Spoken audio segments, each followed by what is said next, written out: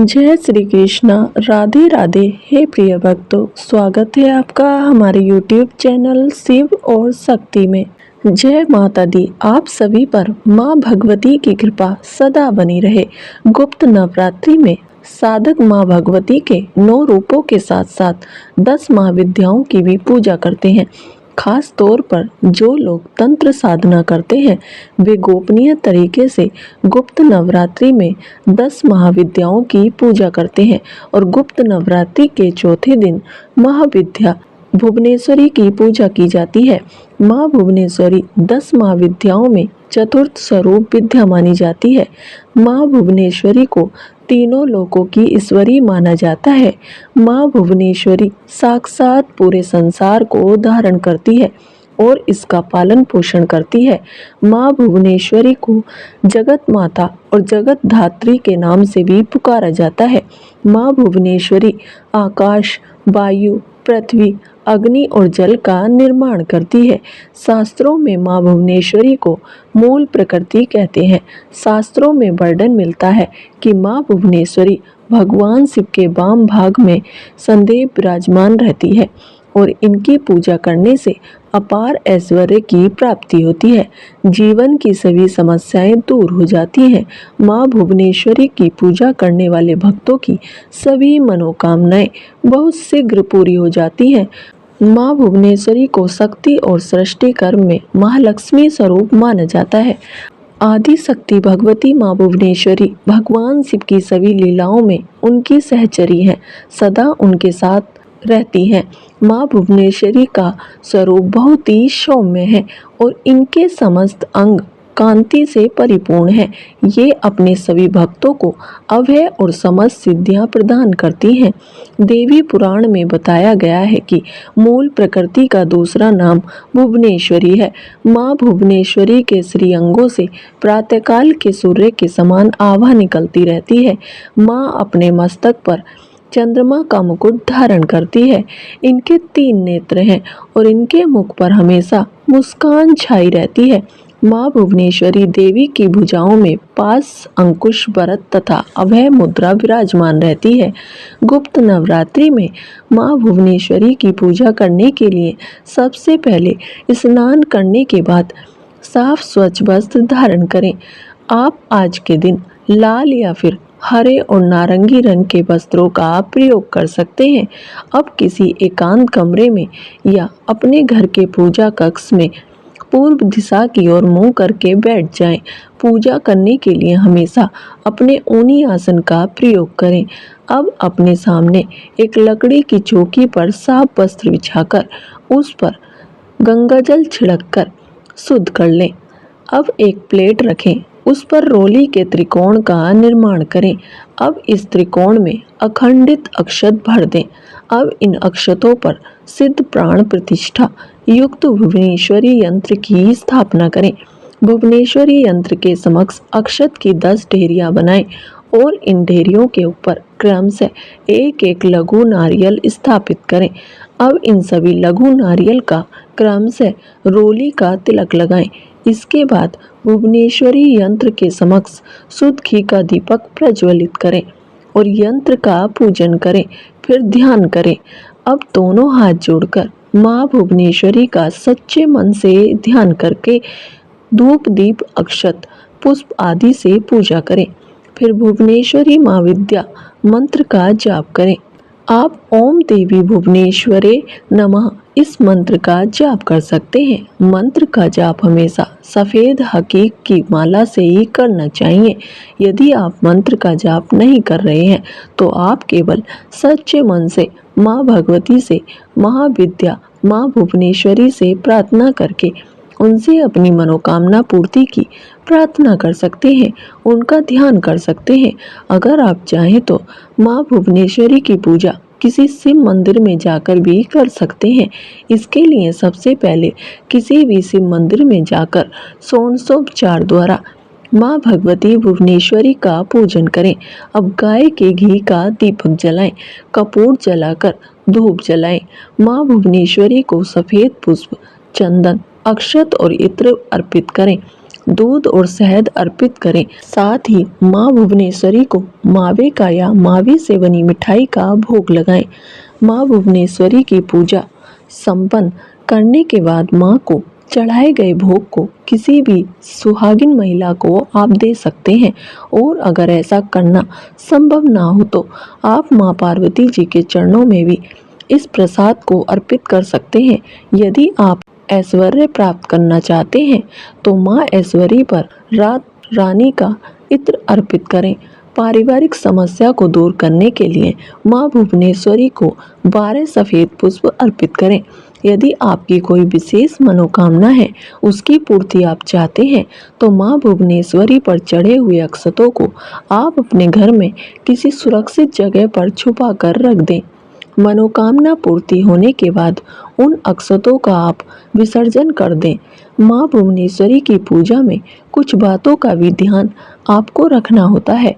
महाविद्या माँ भुवनेश्वरी की उपासना करने के लिए उपासक को सिद्ध प्राण प्रतिष्ठित भुवनेश्वरी यंत्र, सफ़ेद हकीक या रुद्राक्ष की माला, 10 लघु नारियल, यह 3 चीज़ें होना अति आवश्यक है।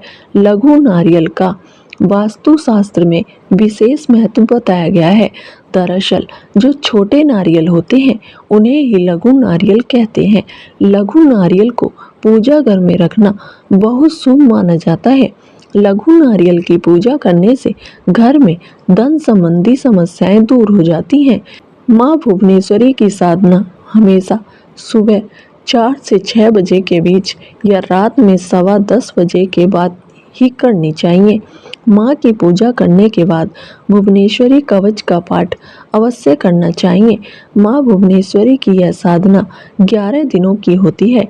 जो तांत्रिक लोग होते हैं उनके लिए ये नियम है, लेकिन जो लोग केवल गुप्त नवरात्रि के बहुत ही सरल आसान विधि से व्रत रख रहे हैं, उन्हें केवल सरल विधि से माँ भुवनेश्वरी की पूजा बाकी दिनों की तरह करनी चाहिए।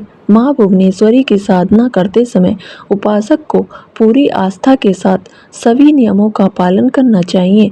साधक को माँ भुवनेश्वरी की साधना उपासना से जुड़ी सभी जानकारियों को पूर्ण रूप से गोपनीय रखना चाहिए, अर्थात गुप्त रखना चाहिए, नहीं तो पूजा सफल नहीं होती है।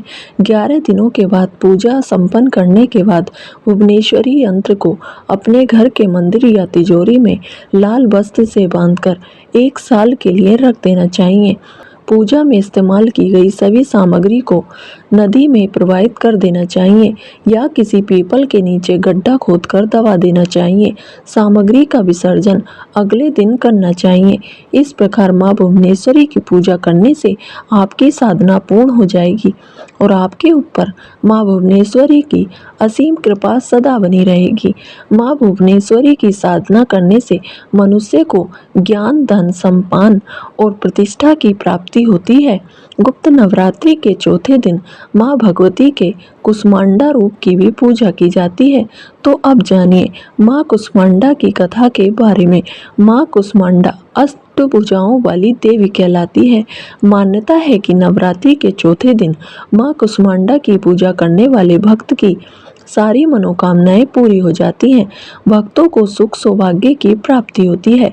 यदि पढ़ने वाले छात्र देवी कुष्मांडा की पूजा करें तो उनके बुद्धि और विवेक में भी वृद्धि होती है। माँ कुष्मांडा भक्तों को रोग, शोक, विनाश से मुक्त करके उन्हें आयु, यश, बल और बुद्धि प्रदान करती है। माँ कुष्मांडा शेर पर सवारी करते हुए प्रकट होती है। अष्टभुजाधारी माँ मस्तक पर रत्न जड़ित मुकुट धारण करती है और अत्यंत दिव्य रूप से सुशोभित होती है। माँ कुष्मांडा ने अपनी अष्टभुजाओं में कमंडल, कलश, कमल, सुदर्शन चक्र, गदा, धनुष, बाण और माला धारण किया हुआ है। माँ कुष्मांडा का यह रूप भक्तों को जीवन शक्ति प्रदान करने वाला माना जाता है। अब आप सभी माँ कुष्मांडा का ध्यान करते हुए माँ कुष्मांडा के प्रति अटूट श्रद्धा भक्ति भाव के साथ इस दिव्य और परम पुण्यदायी कथा का रसपान कीजिए। सभी मिलकर प्रेम से बोलिए, कुष्मांडा माता की जय। किसी देश में सुशील नाम का एक निर्धन ब्राह्मण रहा करता था। हर दिन मिलने वाली भिक्षा से ही वह अपने परिवार का पेट पालता था। उसका परिवार बहुत बड़ा था, इसलिए वह प्रातःकाल होते ही भिक्षा मांगने के लिए घर से निकल जाता और शाम होने पर लौट कर आता। फिर देवताओं, पितरों और माँ दुर्गा के साथ ही अतिथियों की पूजा करने के बाद आश्रित जनों को खिलाने के बाद ही वह खुद भोजन ग्रहण किया करता था। इस प्रकार भिक्षा को वह भगवान का प्रसाद समझकर ग्रहण करता और इतना दुखी होने पर भी वह दूसरों की सहायता के लिए सदा तैयार रहा करता था। गरीबी के कारण उसका मन दुखी रहता था, फिर भी वह सदैव धर्म कर्म में लगा रहता और अपनी इंद्रियों को उसने अपने बस में रखा था, इसलिए वह सदाचारी, धर्मात्मा और सत्यवादी था। उसके हृदय में कभी भी अहंकार, क्रोध या ईर्ष्या जैसे बुरे विचार उत्पन्न ही नहीं होते थे। एक बार उस ब्राह्मण के घर के पास में सत्यव्रत नाम के एक तेजस्वी ऋषि आकर ठहरे। वे एक बहुत ही पहुंचे हुए तपस्वी थे। उनके समान विद्वान और सभी वेदों के ज्ञाता और कोई भी नहीं था। जल्दी ही बहुत सारे लोग उनके दर्शन करने के लिए आने लगे। उस ब्राह्मण के मन में भी तपस्वी से मिलने की इच्छा जागी और वह भी उनकी सेवा में उपस्थित हो गया। महर्षि सत्यव्रत को प्रणाम करके वह ब्राह्मण कहने लगा, हे ऋषिवर, आपकी बुद्धि अत्यंत विलक्षण है और आप अनेक शास्त्रों, विद्याओं और मंत्रों के जानने वाले हैं। मैं एक निर्धन, दरिद्र और बेसहारा ब्राह्मण हूँ। कृपया मुझे बताइए ऋषिवर कि मेरी दरिद्रता, मेरी गरीबी, मेरा दुख किस प्रकार दूर हो सकते हैं। ब्राह्मण ने कहा कि मुनिवर, आपसे यह पूछने के पीछे मेरा उद्देश्य केवल यही है कि मुझ में अपने परिवार का भरण पोषण करने की शक्ति आ जाए। धन के अभाव के कारण मैं उन्हें पर्याप्त रूप से सुख सुविधाएं नहीं दे पा रहा हूँ। हे दयानिधे, तब दान, व्रत, मंत्र या कोई ऐसा जप, कोई ऐसा उपाय बताइए जिससे मैं अपने परिवार का पेट अच्छी तरह भर सकूं और उन्हें सारी सुख सुविधाएं भी दे सकूं। मेरी बस इतनी ही इच्छा है कि मेरा परिवार सुखी हो जाए। प्रिय श्रोताओं, महर्षि सत्यव्रत ने सुशील ब्राह्मण को भगवती दुर्गा की महिमा बताते हुए नवरात्रि व्रत करने की सलाह दी। महर्षि सत्यव्रत ने उस ब्राह्मण से कहा, हे ब्राह्मण, अब मैं तुम्हें माता कुष्मांडा की कथा सुनाता हूँ। तुम भी अच्छे से मन लगाकर और पवित्र मन से, श्रद्धा भक्ति भाव से इस कथा को सुनो। इस कथा को सुनने मात्र से व्यक्ति की अनेक प्रकार की बीमारियों का, अनेक दुखों का नाश हो जाता है, उसे सद्बुद्धि मिलती है और सुख समृद्धि की प्राप्ति होती है और उसके मन में माता के प्रति अटल भक्ति भी जागती है। यह उस समय की बात है जब संपूर्ण ब्रह्मांड अंधकार से भरे हुए एक शून्य के समान लग रहा था, लेकिन फिर दिव्य प्रकार की एक किरण चारों ओर फैली। अंधेरा उजाले में बदल गया। अब उस प्रकाश की कोई सीमा नहीं थी। देखते ही देखते वह दिव्य प्रकाश एक दिव्य नारी के रूप में बदल गया। वह और कोई नहीं बल्कि स्वयं देवी कुष्मांडा थी। अपनी मंद हल्की हंसी के साथ अंड यानी ब्रह्मांड को अत्यंत उत्पन्न करने के कारण इन देवी को कुष्मांडा नाम से पुकारा गया और देवी कुष्मांडा के मुख की मुस्कान के कारण ब्रह्मांड का जन्म हुआ। हे ब्राह्मण, उन्होंने ही पृथ्वी, सभी ग्रहों, चंद्र, सूर्य, तारे और आकाश गंगा को अस्तित्व में लाया। संसार में जीवन बनाए रखने के लिए सूर्य देवता की आवश्यकता थी, तो कुष्मांडा माता ने ही अपने आप को सूर्य में समाहित कर दिया। सूर्य संसार में जीवन का पर्याप्त है, तो देवी कुष्मांडा उनकी शक्ति है। माता कुष्मांडा ही समस्त ऊर्जा का स्रोत है। जब वह सूर्य भगवान के मूल में वास करती है, तो देवी का अलौकिक तेज भगवान सूर्य को जीवन प्रदान करने की, उन्हें प्रकाशमान बने रहने की क्षमता देता है। कुष्मांडा देवी के बिना सूर्य देव शक्तिहीन है और यह देवी कुष्मांडा की ही शक्तिहीन है कि कुष्मांडा ही इतनी शक्तिशाली है। इनसे ही सारा जग रोशन है और यह देवी केवल एकमात्र ऐसी देवी है जो कि सूर्यमंडल के भीतर के लोक में निवास करने की क्षमता रखती है। माँ की पूजा करने वाले व्यक्ति को अनेक प्रकार से सुखों की प्राप्ति होती है और ऐसा व्यक्ति अपने जन्म जन्मांतर के पापों का नाश करके माता की कृपा से इस जीवन में सभी प्रकार की सुख सुविधाओं की प्राप्ति करता है।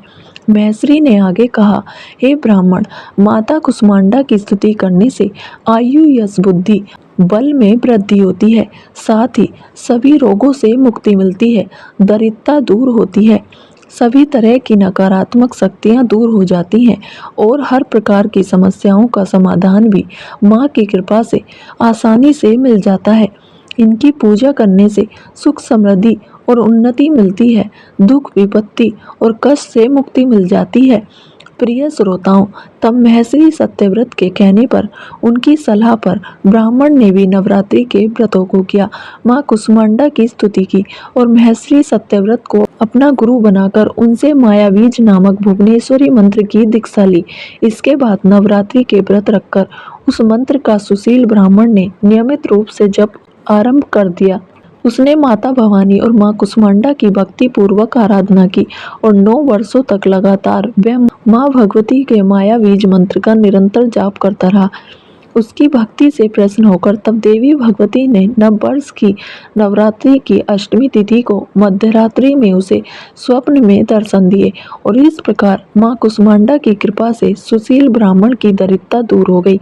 माँ भगवती की कृपा से उसके घर में सुख और समृद्धि के भंडार भर गए। सभी मिलकर प्रेम से बोलिए, कुष्मांडा मैया की जय।